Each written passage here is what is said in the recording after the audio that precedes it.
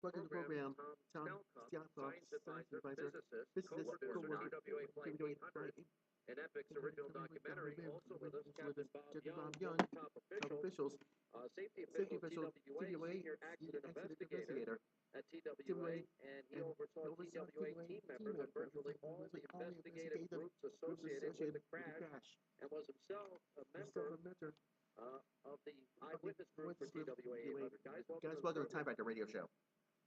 Good afternoon. Captain Young, I assume that means you're a pilot? Pilot? Yes. Okay. Okay. Have you flown the 777? No, I haven't.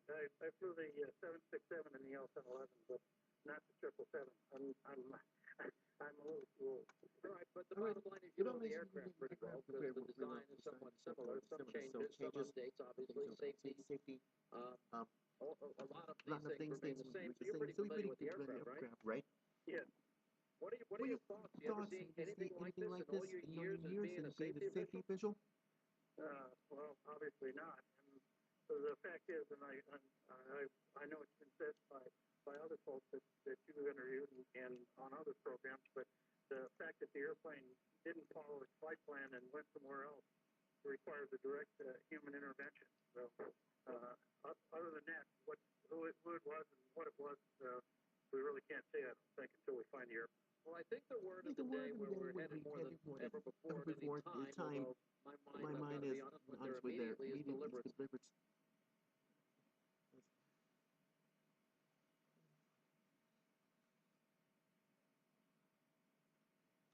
Too far. Things that the Boeing aircraft, for safety reasons, were picked up by satellites, and that we know the location was on course, and we know that the transponder went down, and that's something that the pilot can manually turn off himself. It's not too far a stretch to say that this was done deliberately, is it? I think that yes, and whether it was done exactly by, or whether it was done by the pilots or someone else, it did require human intervention to make the airplane do what it did. Are you now convinced that's 100% sure that human intervention took place here? I would say not 100%, but a pretty high degree of confidence. Okay, I think I share your degree of confidence with this. Wish it wasn't so. You know, it's not looking good for the people that were on this flight. Do you think there's any chance this flight could have landed safely anywhere? There's been some talk that maybe it was diverted to India now at this point. You think the Indians, the country said that no way it could have landed on any of these islands because we would have known. We know. Well, I think that's probably true. I'm not 100% sure about all the islands that are in the Indian Ocean, but an airplane this size would require a fairly large runway. It's not something you're going to land on the back road. So, and there's not many of those kind of fields around in these islands. So, your mind is going into whether or not this went into the ocean. I think again, I certainly can't say one way or the other, but I would suspect that in my view, it would be a fairly significant probability. Well, then, Captain, let me ask you this. The so-called black box, which is really orange, is built to withstand. I don't know why don't just call it an orange box. It's not black. It's an orange box. Orange box. It's built to withstand significant trauma and a crash. Why has there been no picked up on this? Well, the underwater pingers have a fairly low power output, so they don't have a real long range underwater. A perfect example of this is the Air France 447 accident in 2009. It took us 2 years to recover the recorders, from which we got detailed information. But the pingers are only good for about 30 days, and they don't go out a significant distance. In other words, you wouldn't expect to pick them up 1,000 miles away or anything like that. They're more of a localized type thing. And, don't you think could we update that? We'd have the ability to make stronger signals coming out of the orange box? Well, we probably would, but the fact is that mostly, generally, we've been able to recover them. Now, in the case of the Air France, it took us 2 years because we weren't searching in the correct areas. But the fact of the matter is that most of the underwater events that we've had, we've been able to recover the boxes. And so this may be an incentive to bring in Tom back to the program. Tom, thanks for with us. Advisor, Physicist, co-producer, TWA Flight 800. What are your thoughts now based on the ping satellite connection, the fact that the plane, it looks like, flew another 4 or 5 hours off course, transponder off, your reaction? Well, my initial reaction was I'm going to wait and see if we'll get confirmation. I believe this came today from my satellite company. They have 11 geostationary satellites all around the world. That's the satellite constellation that is receiving these alleged, not alleged, but these things that are called pings as well. I'm not just confused here. There's two types of pings. There's sonar. You enjoy the blaze because we stand for what you. I guess the engines of these planes give off pings too, but they're either radio waves, not sound waves, and they go to the satellite bounce back to an Earth station.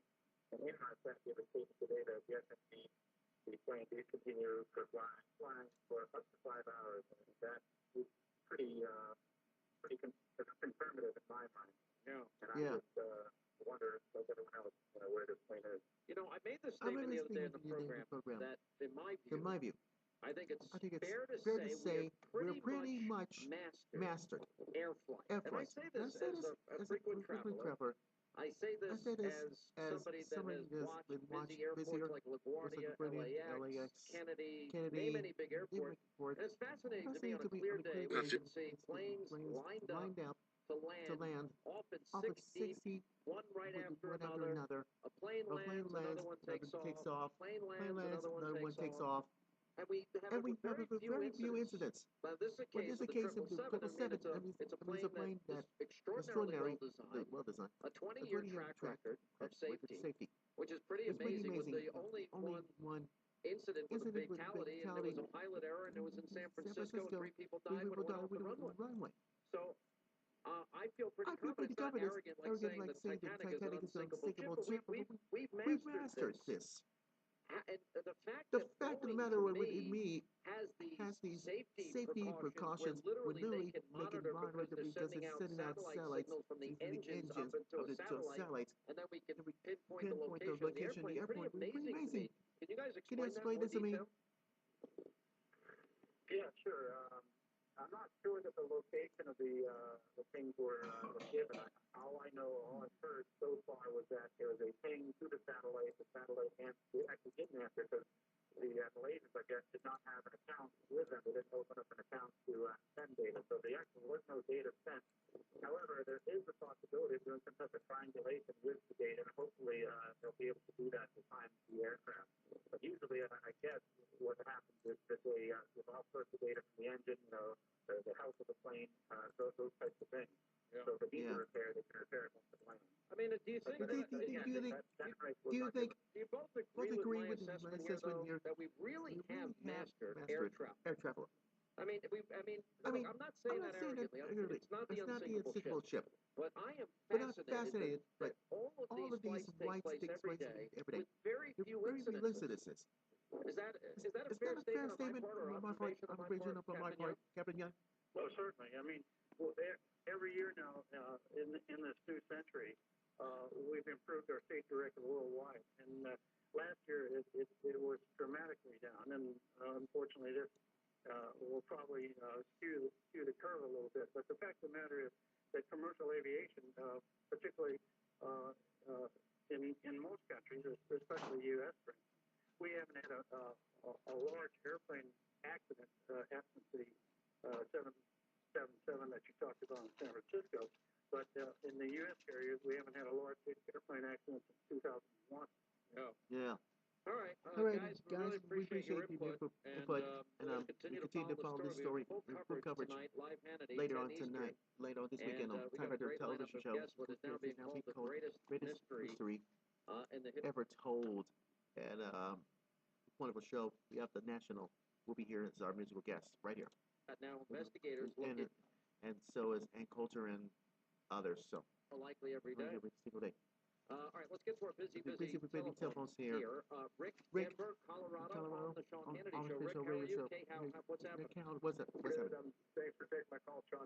Yes, sir. I've got a weird theory to throw out there because just for the simple fact that everything is pretty much been touched on and nobody still has any clue. My personal opinion that they were actually testing a technology to match the signal of an airplane, and they did not take into account the signals that were going to be coming from the engine. And I think at one point it's going to come out that they actually did this on purpose, and they tracked it as far as they could to see if they could get away with evading different sets of radar. And what better place to do it than essentially a third world area? Look, I guess everything is a theory, but it certainly is looking more and more like the investigators now admitting what I thought from almost the very beginning, deliberate sabotage or hijacking. So, well, they've got technology out there to actually track space debris out there. Yeah. Do it all the time. You're breaking up on me. I'm not trying to cut you short. Dave is in Detroit, Michigan. Detroit, so trust about that. Next be a phone call.